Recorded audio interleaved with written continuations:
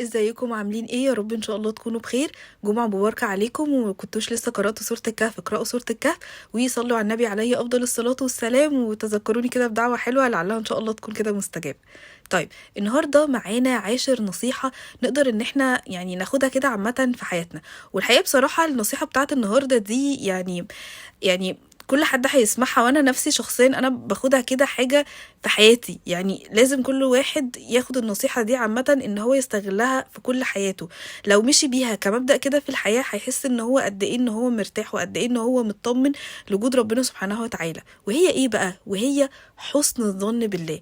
فكرة ان انت تبقى دايما يعني عندك احساس ان ربنا سبحانه وتعالى، ويقين، هو مش احساس بس، ان ربنا بيعمل لك الخير. ان اي حاجه انت بتقع فيها او بتقف فيها في حياتك او بتدخل فيها في حياتك، ربنا بيديك منها درس عشانك انت، عشان ربنا بيحبك، عشان ربنا رايد لك الخير في حته